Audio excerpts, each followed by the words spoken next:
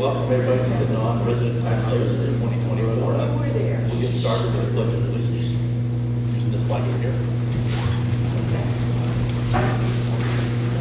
I pledge allegiance to the flag of the United States of America and to the republic for which it stands, one nation, under God, indivisible, with liberty and justice for all.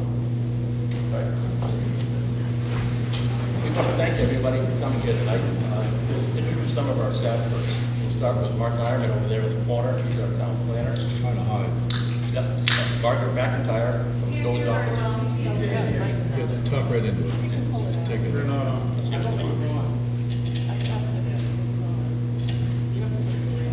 Is that better? No. Is that better? Yeah. I'll start over again. We'll start with Mark Arvin in the back corner, the town planner. Margaret McIntyre over here, running the camera, also from the Codes Office. We have Chuck Perot from the Recycling Center in the back corner. Debbie Turner beside Chuck Perot. We have Jill Caldwell beside there. And then we have Ron Ponziani back there also. And I think how we're going to start this off, Alan LeGros, who's chairman of the comp plan committee, I think we'll start with him, let him do his presentation as soon as he gets up here. And then move on to a couple of different committees, and we'll do a question and answer period.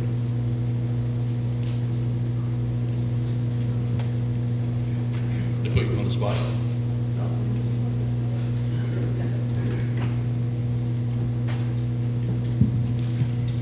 Well, thank you very much. Can everybody hear me?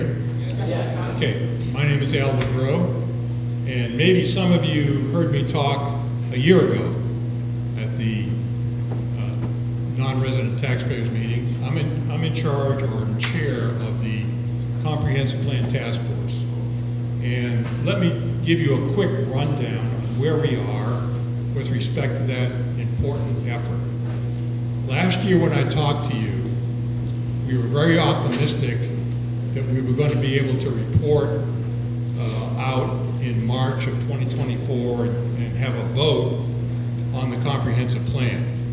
Well, for a variety of reasons, that didn't work. So let me just kind of briefly review some of the issues that we've run into that caused a delay. First of all, let me just say that the comprehensive plan is something that a town should aspire to have. It's a nice thing to have, but it's not mandated by the state. And so the plan itself is not, if it comes out and it's voted on, is not law. It's something that articulates what the town thinks about where they are at this particular time and what they want to do in the next 10 or 15 years, where they see themselves in the future, the next 10 or 15 years. And part of the problem or issue here is that we have a lot of different constituencies in the town, a lot of different interests, and getting a consensus on a particular direction is a difficult challenge. I would say we're probably 85+% there. We have a number of things to resolve, and I'm optimistic that by next March, we're going to bring it to the town for a vote. But let me kind of briefly outline what the sticking points were. First of all, there was a lot of controversy about affordable housing and how the town would proceed in the future in terms of addressing affordable housing in the town, if indeed it should. After all, the latest data that I saw, the average price of a house in Harpswell in terms of real estate is between $750,000 and $800,000, something in that range. And there are lots of $1 million houses that when you looked at them 10 or 15 years ago, you say, no way, but that's what it is. Because we have a beautiful property here, we have a beautiful town. You you can see, I put a map out here. It's a very complicated town. I don't know of any other town in the United States that can look at that and say, wow.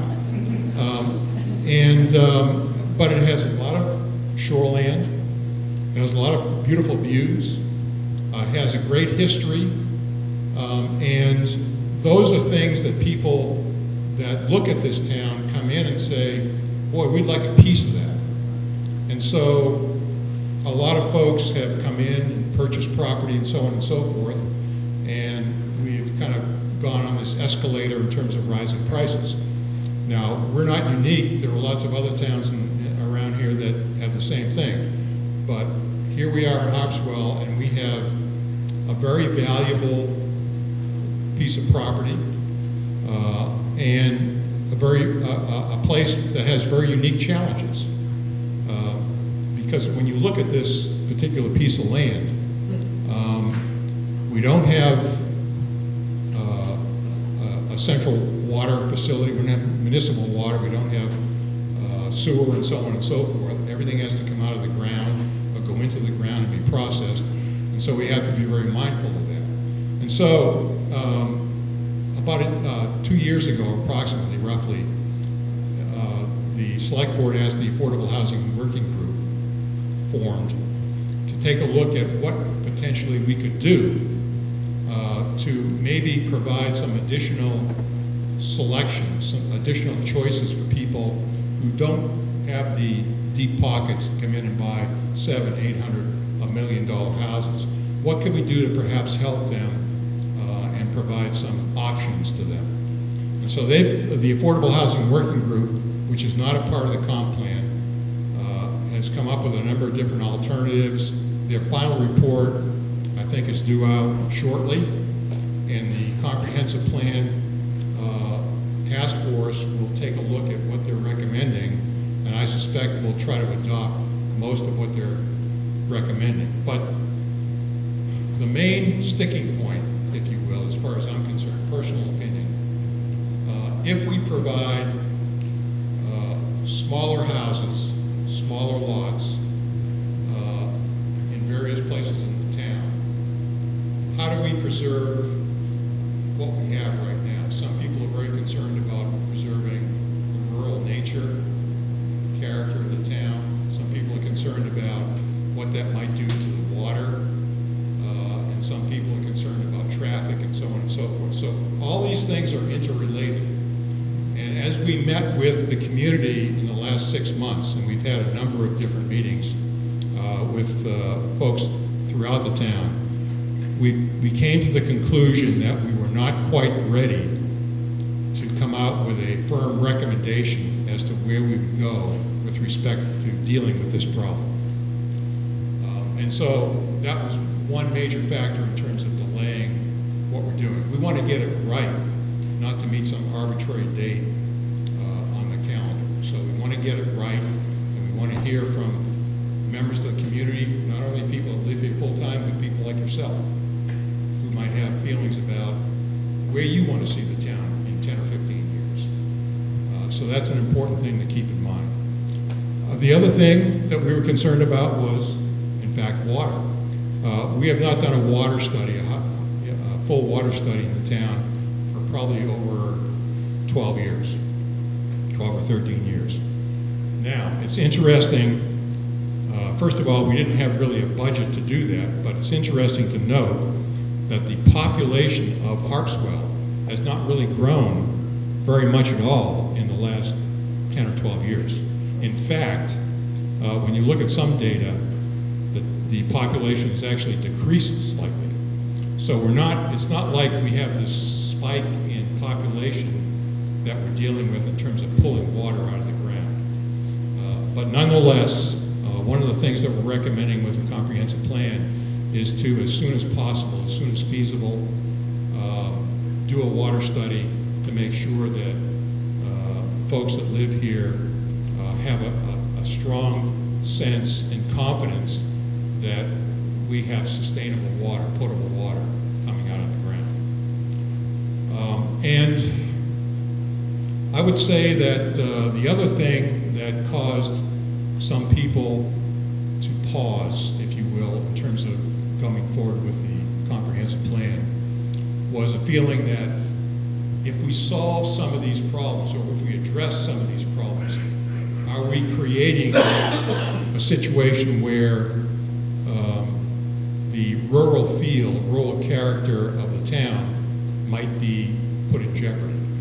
More smaller houses, smaller lots, and so on, if it's not done properly, might impact some of the bedrock assets that we have here in the community. Ask yourself why you came here. It was the scenic views, it was access to the water, it was the feeling that you're taking a deep breath coming out of the hubbub that a lot of us came from when we came here. So we needed to take a look at that and be careful about how we proceed with respect to these particular issues. So that is why we said, let's get more input, let's think about this a little bit more, and let's wait until March 2025 to come out with a plan that the town can vote on in town meeting and go forward with confidence and consensus that this is the right way to go. So with that, let me ask if there's any questions, comments. Yes, sir. You said that the population went down. Yeah, come up to the mic because this is being televised and. There, how's that? Great. Just a question about your bookkeeping. You said that the population has gone down. Does that mean the year-round population? I mean, I'm asking because there's so much rental property that is used all summer, but those people don't count as residents. I'm thinking primarily of the full-time resident population, which has hovered around 5,000 for a number of years. Some of the data that came out in the last 6 months or year or so has actually shown that there's been a slight decline in the population of full-time residents. But that's not the same thing as water use. Right, because obviously when you look at the summer and other things, that's a complicated issue. I'm just making the point that in terms of a water study, we didn't feel as though there was a compelling reason to do that before we came out with the final comprehensive plan. We've recommended in the comprehensive plan that a water study for the town be done as soon as possible. Because the last time it was done, I think it was either 2008 or 2010 or something like that. I can't remember exactly. So it's been a while. But in terms of the number of people that are pulling water out of the ground, it has not necessarily spiked to a degree that people are concerned. I think you said you don't know that. We don't know that, but we've also had some comments from the state hydrologist, and Kevin, back me up if I'm wrong here, who's basically said that Harpswell is not going to run out of water for the near future. Is this on? Yeah. Is it on now? There we go. How about now? There we go. Hydraulics name is Ryan Ford, and I've talked to him a couple of times, and we're basically, we don't have an aquifer, we're a bedrock-based community. So there's pockets of water here, there, and everywhere. And what he basically told me, I'm sure a lot of you people have water problems, but historically, the same areas have always had water problems, and always will. But in different pockets, say, you take my neighborhood on Dowdy Point, we have a 110-foot well. Neighbors next door is 300 feet. We have great water, they have crappy water. So, it's all these different pockets of water everywhere that we're dealing with. So, and he essentially said that, unless you're one of the ones that has a water problem, we don't have a water problem. Okay, thank you. It's a wet state. Yeah, I mean, in 2020 and 2022, they were dry years.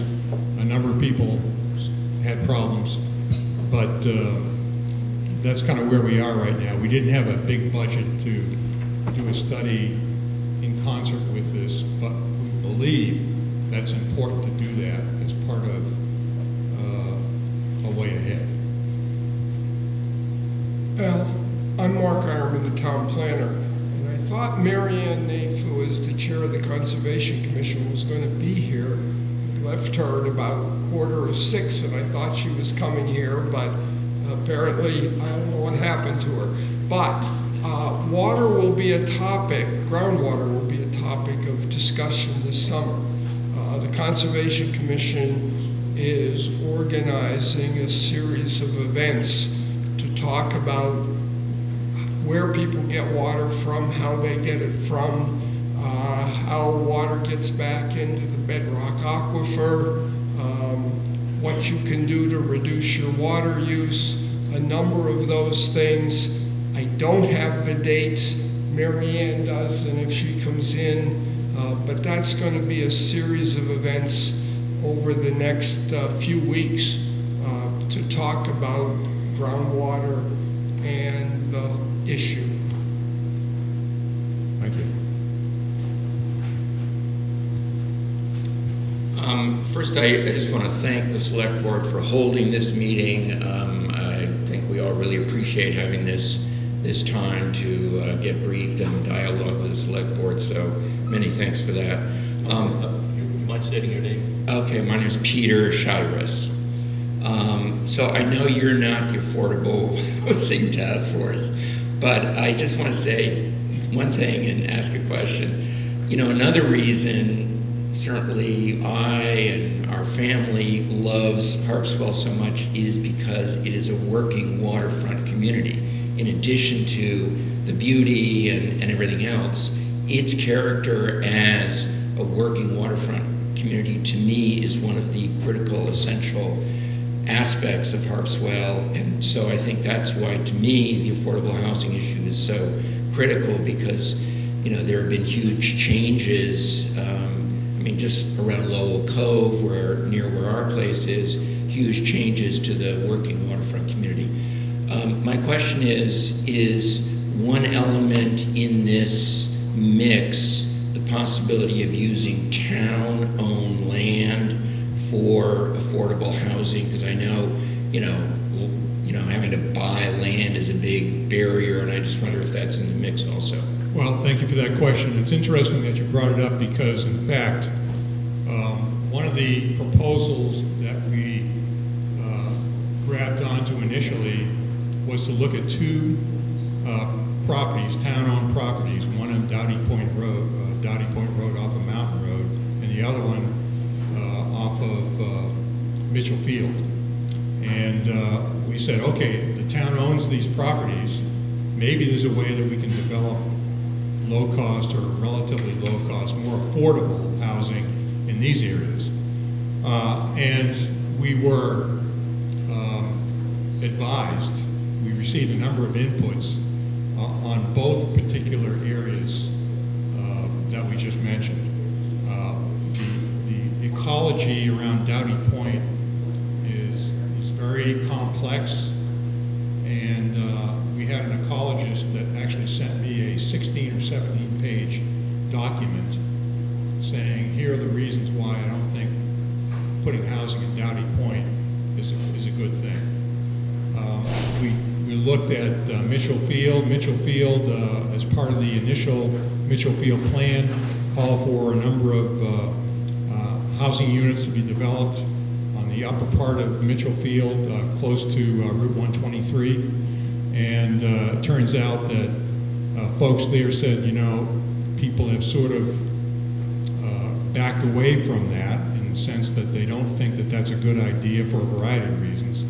One of which we have forever chemicals, PFAS, and so on that have been associated with that area. And the other one is just a feeling that that was not an appropriate place to put small units, small housing, and so on. So the two areas that we focused on initially were, let's say, questioned to the point where we said we need to take a look at this again. And so that's kind of what backed us off. It's not that we haven't looked at it, it's that we've been given reasons to say, okay, let's make sure we're doing the right thing here. And that's the bottom line. We don't want to necessarily force something down the town's throat, even if it's approved. We want to make sure that we have as much consensus as possible and buy-in in the direction that we want to go.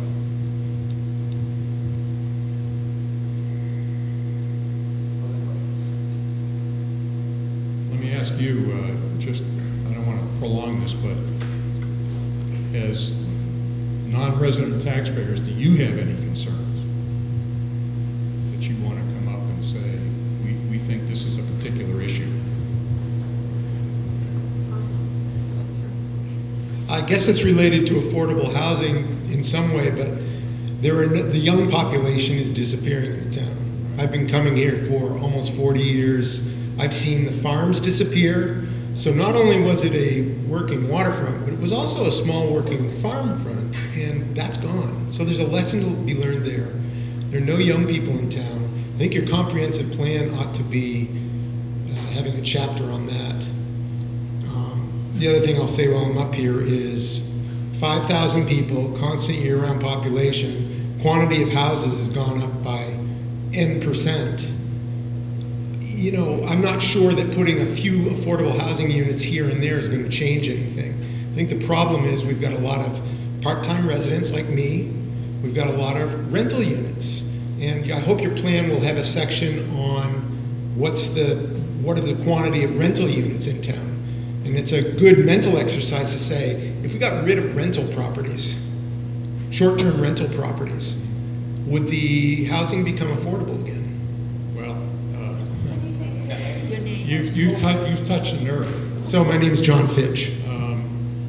Thank you for that comment. You touched a little bit of a nerve because the town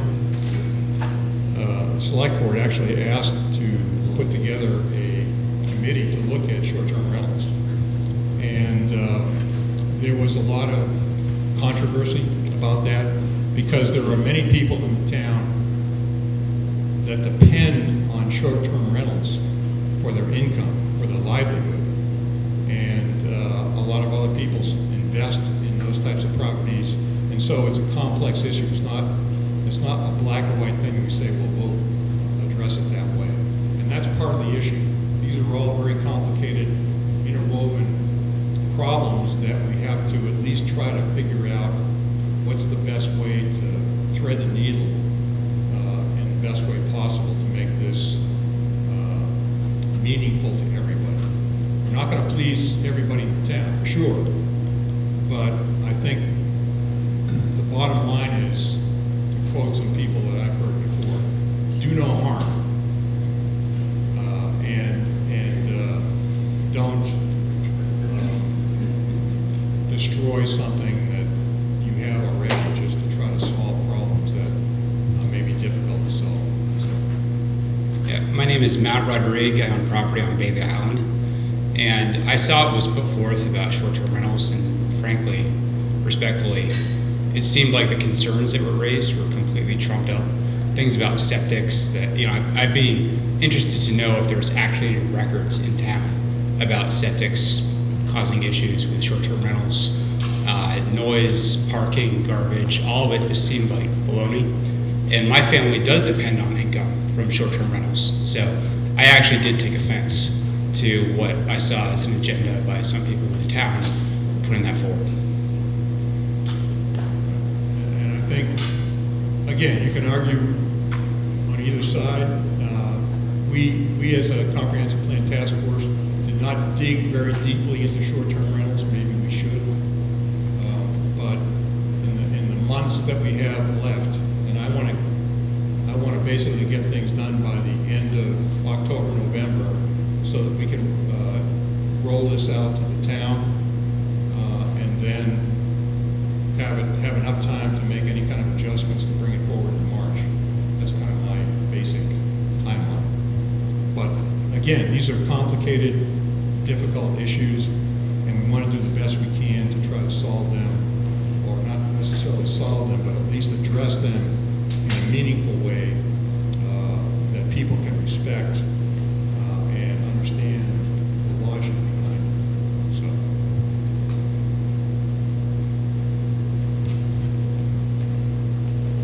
Good evening, I'm Ted Maiden, thank you for holding this meeting. Is public safety part of the expected report, specifically issues of emergency response, vehicular traffic safety, speeding, and the like? Yes. As a matter of fact, one of the things that we were asked to do with some of these early meetings this year was to put the comprehensive plan in more bite-sized pieces. Here, let me hold this up.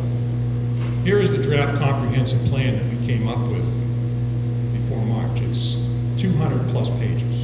And people said, what are you trying to hide here?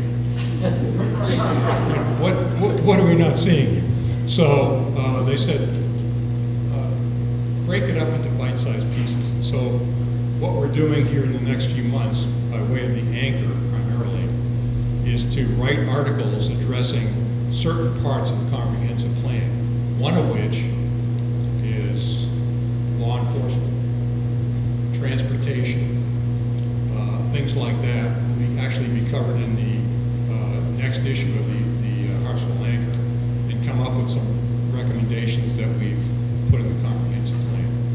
So again, we're trying to be responsive to what people have asked for and put it in a way that people can say, okay, here's an article, I think it's 800 something page, something words, and it covers 3 or 4 different areas: recreation, public facilities, which includes fire and rescue, which includes the recycling center, includes libraries, schools, education, and it also includes law enforcement. In a very brief way, just to tell people that we're addressing these particular issues.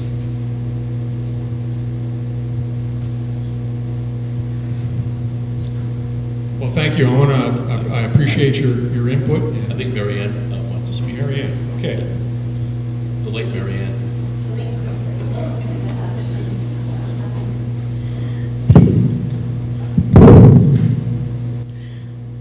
I'm Mary Ann Naif, and I'm sorry I missed the first part of the meeting, but I understand when Mike Ironman talked, he did bring up the issue of water, which has been an issue as we talk through the whole comprehensive plan as well in planning.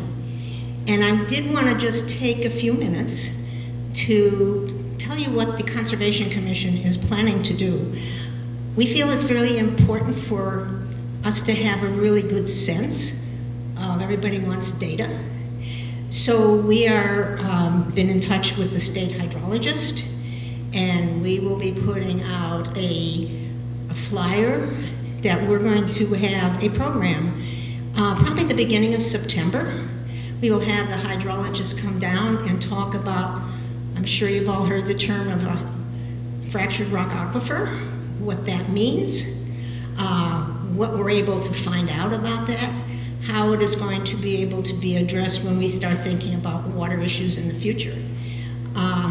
We only ask that everybody that comes in with kind of a, I think many people already feel they know the answer to the problem, but I think it would be helpful, we're going to try and get this out, to get the information out there that will help us make a better decision as we talk about how we work and live on an island with limited water, but how it can be done sustainably, and also maybe without really drastic measures, other than what we as each of us can do to conserve water and take care of the land. So I hope you look forward to that. I'm not sure that you'll be up here at that time any longer, but we will most probably televise it, or if not televise it, it will be available for viewing afterwards. And we always welcome any questions anybody has, because this is something I think we all have to think about together, of just how we're going to be able to have this community and live with the water system we have. And yeah, so I just wanted to mention that. And by the way, she's a part of the Comprehensive Plan Task Force, so thank you, Mary.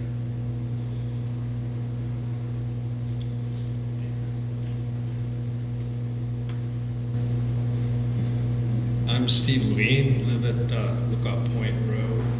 And I also want to thank all the staff and volunteers in Harpswell who work year-round to make this such a wonderful community.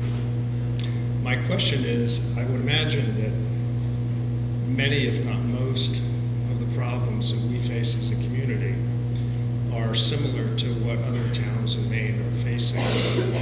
And what I'm curious about is how is Harpswell different, if we are different, from most towns in Maine?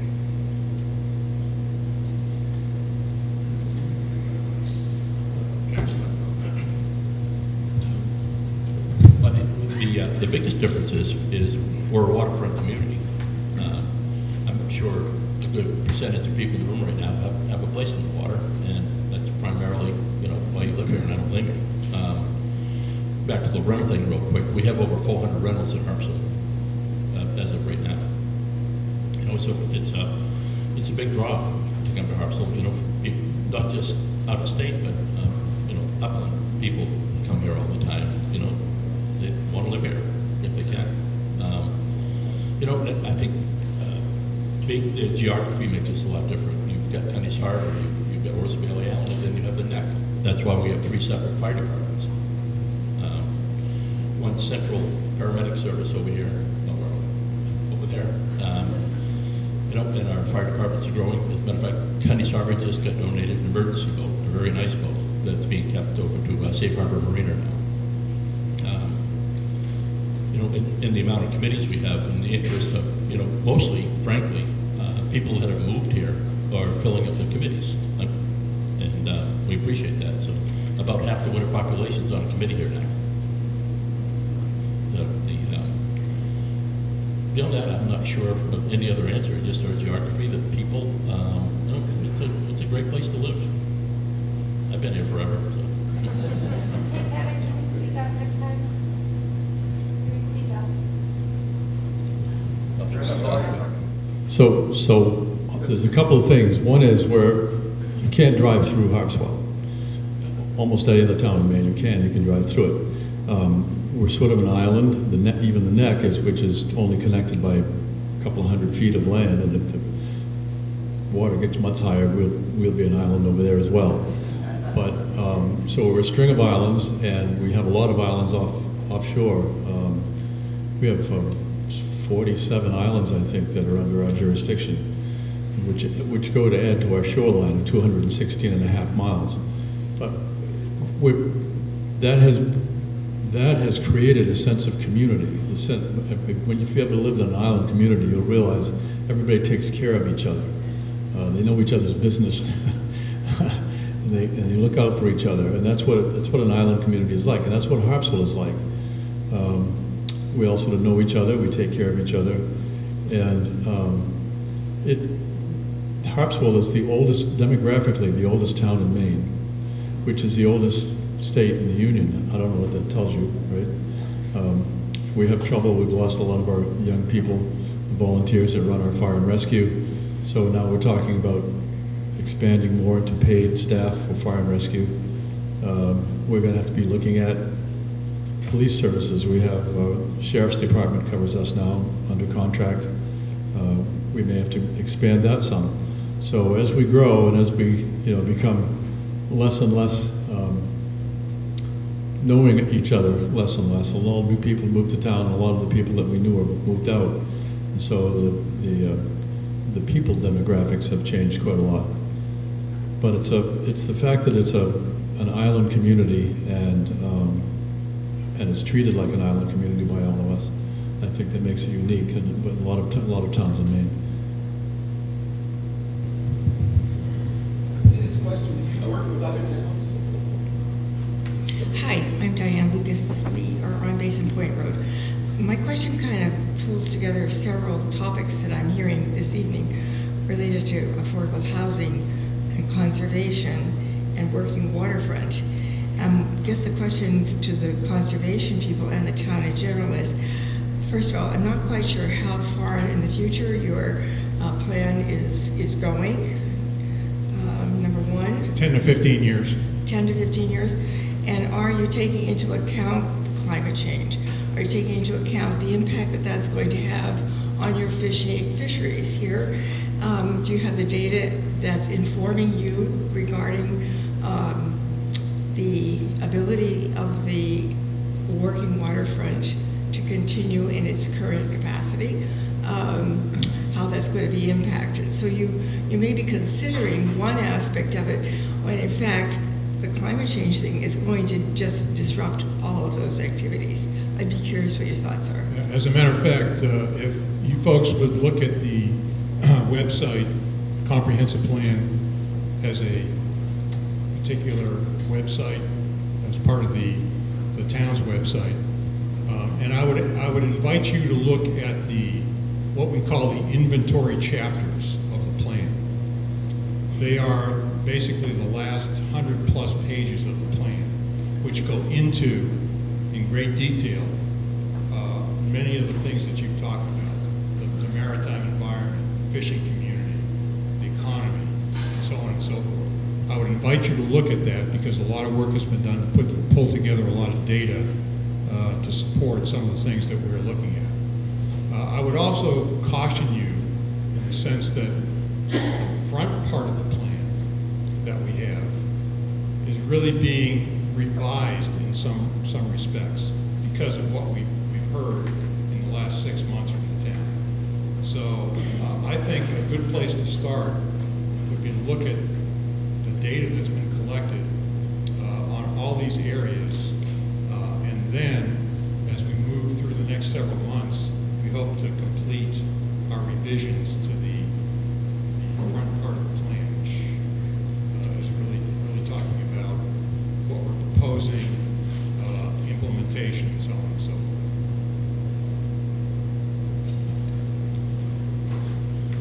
forth. Chip Tondra from right over here on Tondra Point. Just a quick statement, again, my appreciation for this opportunity.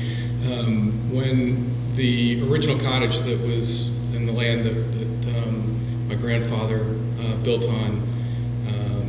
bought and built on back in the 1940s, burned in 1992, and my wife and I bought the property, it was short-term rentals that actually allowed us to continue to have a toehold here in the Harpswell community that has been in the family for close to 100 years, and it's in our hearts, and we love being here every year when we're here, but we're obviously non-residents, and I hope that gets taken into consideration, that short-term rentals aren't just necessarily external investments, they're actually people that are trying to hang on to their ability to be participants in this community, even though we're not here year-round. I would like to also, on the question department, is there an update on the thoughts on the boat ramp that's being considered? Kevin, I just see your eyes lighting up, but and whether or not alternative strategies for addressing that need might be if those costs escalate too high. Thank you. Well, right now we're waiting to hear back from FEMA and also our insurance company on possible enforcement. It's a regular Just going to talk about close.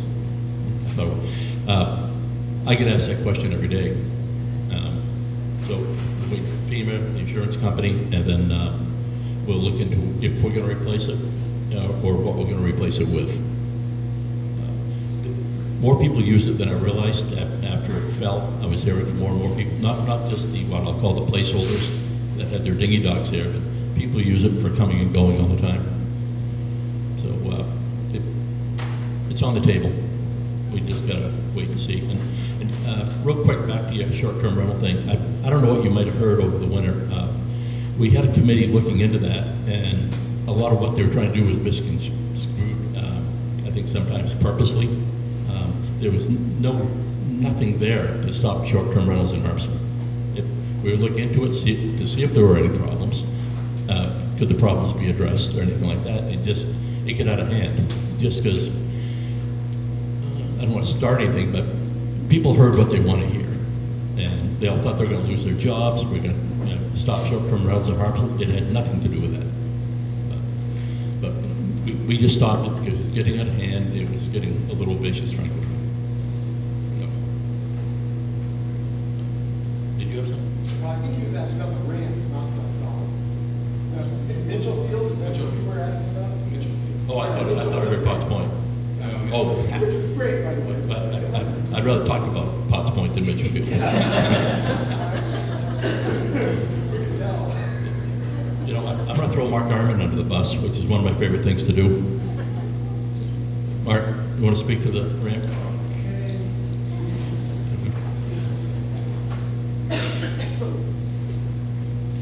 Good evening, I'm Mark Harmon, the town planner. I guess the update in terms of the Mitchell Field boat launch is that as a result of delays in getting designs completed and permits obtained, the pier project, like everything else, has gotten caught in the ever-increasing construction inflation cycle. The money that is currently available through state grants and through what the town's voters have set aside over the last 5 or 6 years is not adequate to construct the project. The select board a couple of meetings ago said they wanted to make an attempt to go forward with the project and ask the voters probably in November if they would appropriate additional money to allow the project to go forward. The funding gap at this point appears to be in the $800,000 to $900,000 range.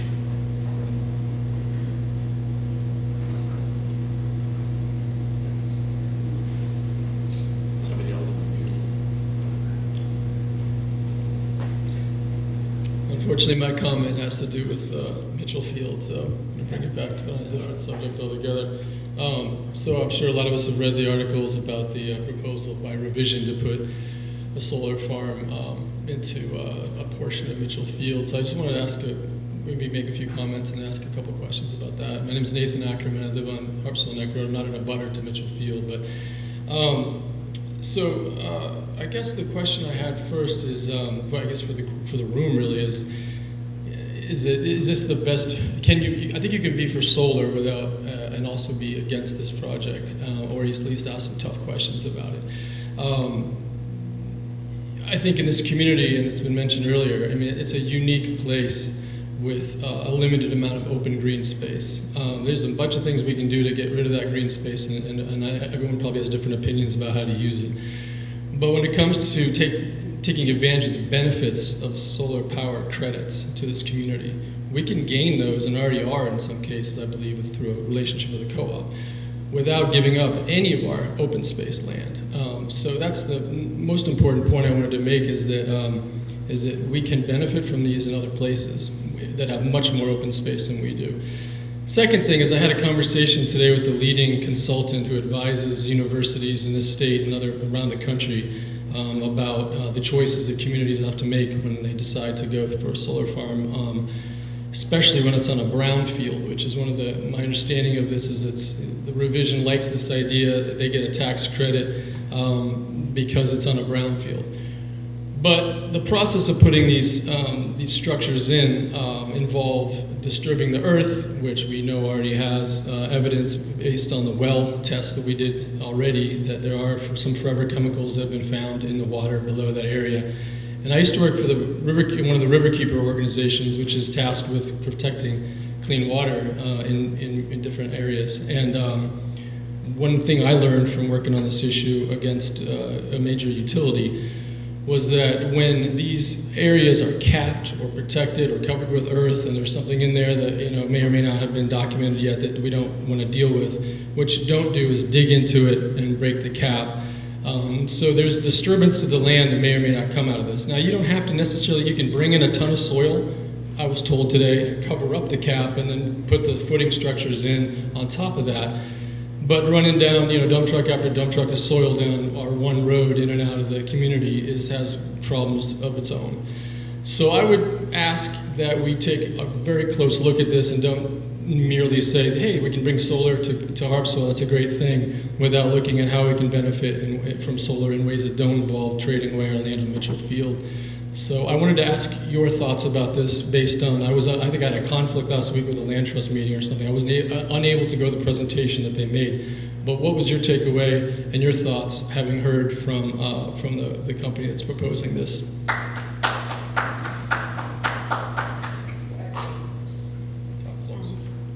Can you hear me? No? Yes? Really close. Can you hear me now? Not very well. Let me try a different.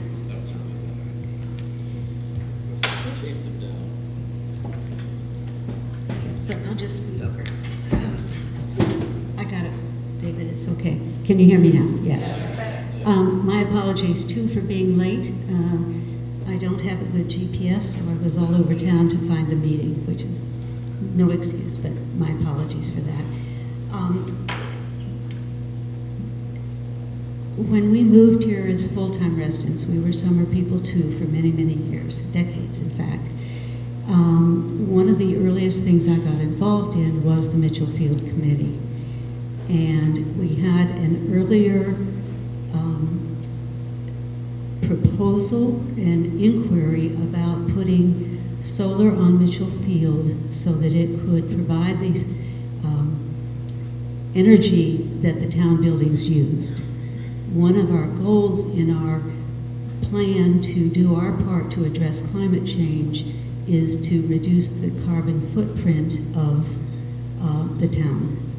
And that would have been one way to do it. That didn't happen for many, many reasons. We have subsequently, as was suggested by one of the people who asked questions, have bought into a community solar farm. So we are using solar energy for at least the town office and the buildings in the complex there. The revision proposal is to put a commercial solar farm in to produce energy that would be sold to anyone who wanted it. It's not something that we sought, it came to us out of the blue. Where we are now, though, is we've had many discussions in the town about should we consider solar on the field or should we make a policy that there will be no solar on the field. In the plan now, there's a portion of the field that is designated that it could be used that way. So the purpose of going forward in the way we are now is to do two things. One, not to take one proposal that came to us, but to look to see if there are any other solar entities who are interested in building on this brownfield. To look at that, and we've tasked the committee of Mitchell Field and the energy technology to give us advice on that and to develop something so that we can see if there's any other entity that might want to do it. There may or may not be, but we want to bring on the November ballot a concrete proposal to the town, if you will consider it a referendum of the community. Do we want solar on Mitchell Field or not? So that we can kind of put this question to bed. The views that were expressed here have been expressed by very many people, but it's never come to the town as a whole for a decision. So this is a concrete way to make that decision. I hope that answers or addresses the questions you were asking. And it's a work in progress, so we don't know exactly how it's going to turn out, or when, or even if it will come to a referendum. So obviously there are a lot of personal feelings about this. Mitchell Field has become sort of a sacred place for folks who like the open space, and I appreciate the comments earlier. The proposal was to use up 5 acres, a good portion of the upper field, or somewhere on Mitchell Field. The initial plan in the Mitchell Field plan was a very small space. It's, as Jane said, was to cover the town's use of electricity. But 5 acres is quite a lot of space for my personal feeling for using up Mitchell Field. And we were offered between $8,000 and $10,000 a year to use up 5 acres of Mitchell Field. So a lot of, So as Jane says, we are looking at what else is out there, who else might want to do this, and where on Mitchell Field it might go that's not, too intrusive. So It would have to go before the voters, and I think it's going to be sort of a touchy subject. Well, if I was one to read the tea leaves, if it goes to a vote, it would die pretty quickly. I hear from everybody in town, and I haven't heard, other than a couple of people that are in that field that are in favor of it. And personally, I'm not in favor of it. But in that situation, you let it go to the voters.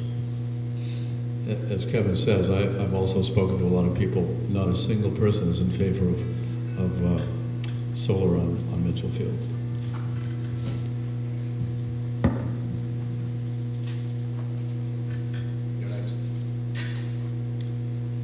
I just had a quick follow-up to that. So, if the tea leaves are saying that people are, you're hearing that folks are against it, is it premature to have a vote on it then? And why would we be soliciting proposals for something that the community hasn't shown overwhelming support for yet? We're not looking for proposals, we're looking for expressions of interest that would be comparable to what we heard from Revision, what we have from Revision, so that we make it an open process. We don't pick one winner ahead of time.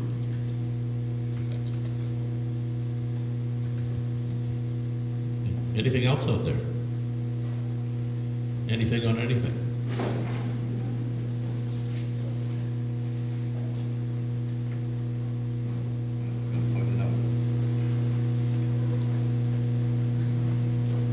Good evening, Elaine Smith. My question is, does the town have any plans for the reconstruction of the trail to the giant stairs?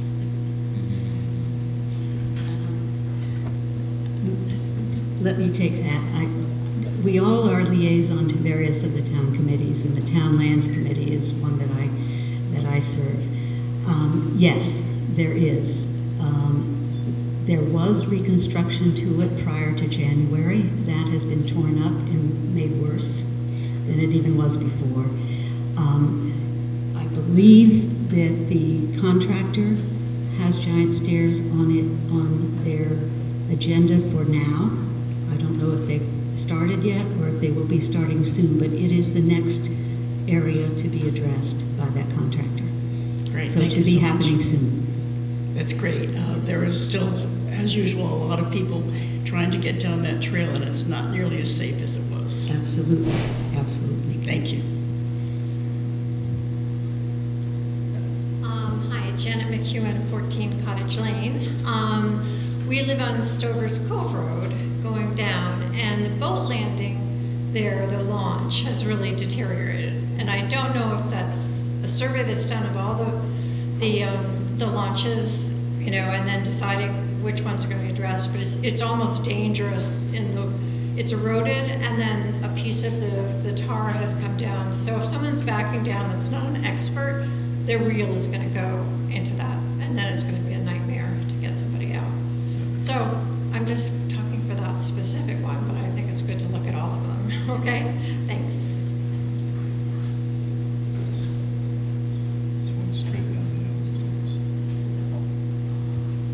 Good evening, I'm Christy Ayana, the town administrator, and I do want to thank you all for coming.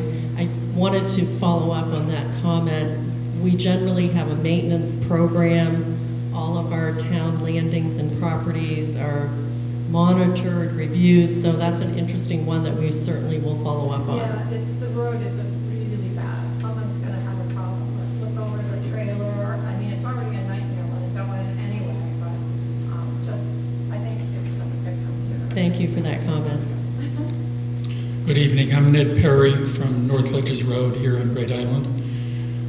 When we first came to Harpswell about 15 years ago, Bob Waddle said, "Why are you buying a house in Harpswell?" And I said, "Because we love the trails." And Bob Waddle said, "Do I have a great committee for you?" Being from away, I knew I'd never get on a committee, but a month later, after Bob Waddle had me sign a piece of paper, Christie called me and said, "Mr. Perry, you've been appointed to the Town Lands Committee." The question was put to the meeting half an hour ago as to why Harpswell is unusual. different from other Maine towns. One of the reasons Harpswell is unusual is because of the volunteers in the town. One of the early meetings I went to, we were talking about cleaning up Mackerel Cove, and I said, oh, we'll just collect all the garbage and the DPW will take it to the transfer station. Everybody looked at me as if I was crazy. The DPW? What's a DPW? I said, the Department of Public Works. We don't have a Department of Public Works. We are the Department of Public Works. I was in line when the question was asked about Giant Stairs. The Giant Stairs is maintained by the Town Lands Committee and the great town staff. And I would invite any of you and all of you to look for volunteer opportunities both at the Land Trust as well as on our town lands. We have work days for the Town Lands Committee. The Natural Resources is looking for people for input. So please use the town of Harpswell and volunteer for the town of Harpswell because it's a great committee because of the volunteers, 3 of whom are sitting up there. Jane Covey is more attentive to our Town Lands Committee than some of our members are. They all have liaison responsibilities for different town committees, and they all go to those. But all 3 select people on the table there are great, as well as the town staff represented by Christy and everybody else. Thank you very much.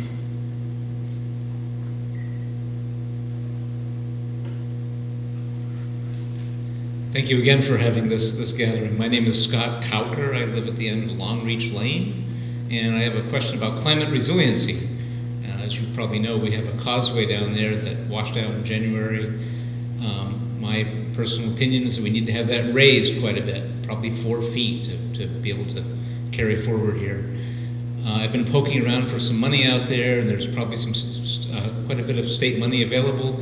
But it needs the town's sort of endorsement. I'm not asking for town money, but I would love it if the town would consider sort of saying, yes, this is an important roadway, and I'm not sure exactly what the commitment is that the state's going to want to see, but they're going to want to see the town's interest in it anyway. Do you think we can count on that from you guys? I think that situation has been on our radar screen, and I do believe that our Conservation Commission Chair, Mary Ann Naif, has been speaking with some of the folks who live off that private road. That is a private road. Yes. So depending upon what the commitment is from the town, I think we would support your getting grant money to fix that problem and to make it more resilient for future storm events. Thank you. I just want to make sure it's on everybody's radar screen. Thank you.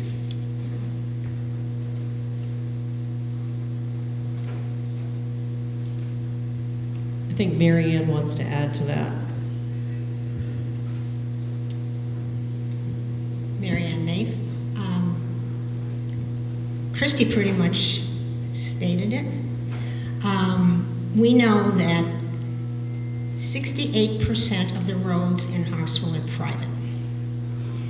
And the town in general cannot spend money on private property.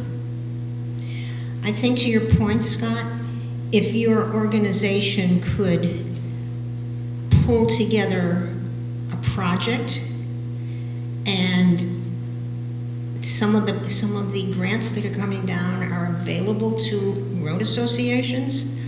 I won't get into road associations in particular, but it is a very important step in the process because you need when you're talking about a private road, you need an entity that can take responsibility for the liability, okay? At any rate, to your point, if your group could locate and put together a project, I can't speak for the selectmen, but as Christy said, I think once you got to that point, the town would be able to support the project, not necessarily with funding, but with its support. I don't know if that answered your question, but it was a good chance to talk about road associations. Thank you.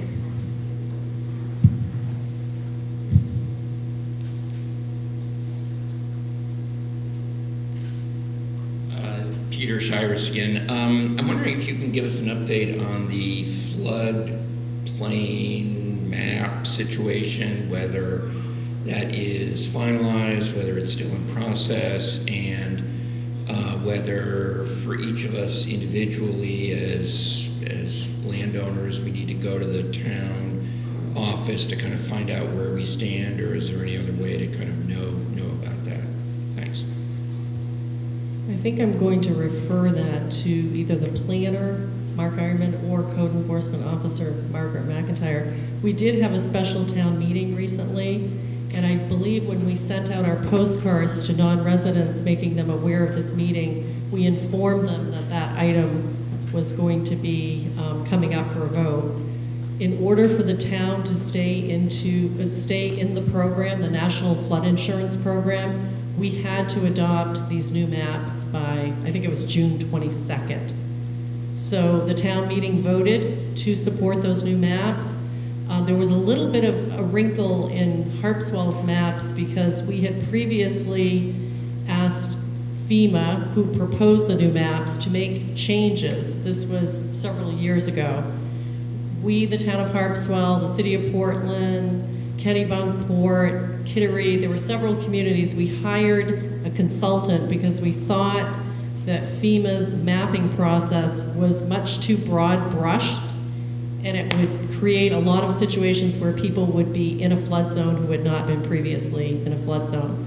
So the town of Harpswell hired a consultant, submitted the revised maps, and FEMA indicated that our consultant had made a conversion error, would not allow that conversion error to be fixed, but recognized that if the town of Harpswell voted to approve the new maps that FEMA had proposed, the very next day they would accept the revisions that the town of Harpswell had asked them to accept during the course of the process. So this has been a very long process. We finally have digital maps that show the flood zones. We've encouraged people to come in, talk to the Code Enforcement Office. You can see on the computer what things look like. But if you only go to the FEMA flood map, and Margaret can correct me if I'm wrong, you may not see the town of Harpswell's revision. So that's why it's important to go to the town of Harpswell's website or consult with our office about flood zones. Margaret McIntyre from the Code Office. I was just going to say exactly what Christy said, which is if you use the town of Harpswell website, you'll get the most accurate information. We have a really great index that you can find by your tax map. You can find your lot pretty easily. You can zoom in really far and you can see the individual houses, and it's much, much more accurate than the old flood maps. But if you have any questions, come into the Codes office and we're happy to show you the maps anytime.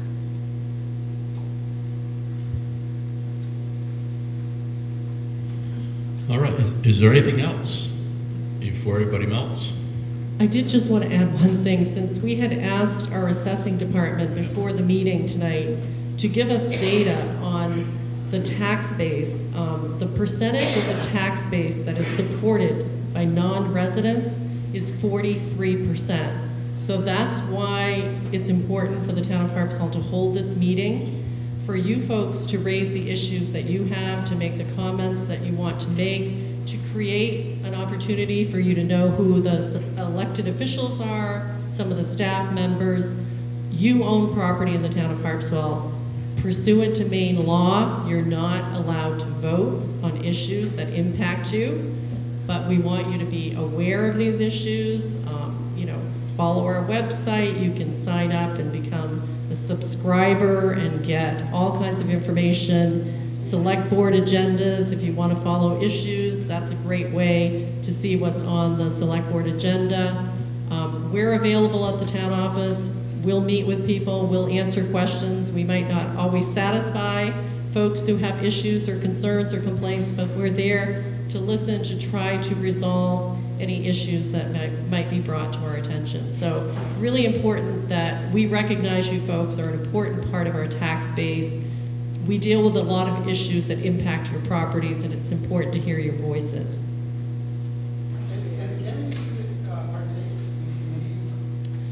you own property and you can apply to be on a committee. I do think sometimes attendance, if you're not a resident, can be an issue, but there's not a prohibition. I would just add to that, and as Ned said, there's always an opportunity to volunteer while you're here with any of those. Many are very active, and the work gets done by residents. May I say just one other thing before may I say one other thing before we're about to close?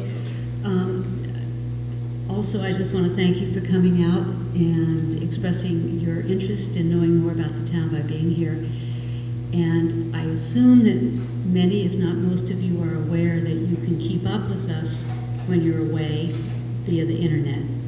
The Anchor posts articles all through the month, and we all generally read half the paper before it comes out on the first of the month.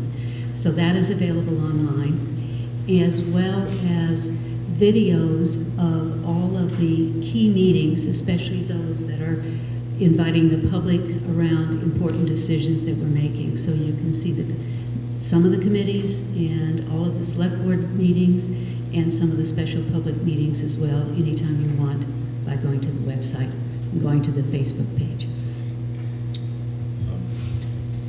Also, I'm not going to miss this chance.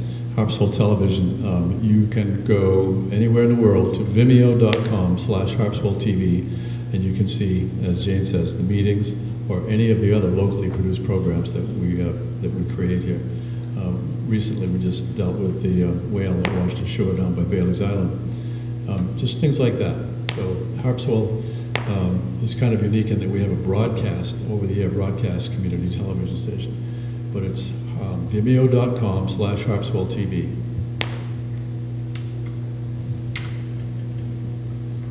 All right, if I see nothing else, I guess at this point we'll adjourn. Thank you, everybody.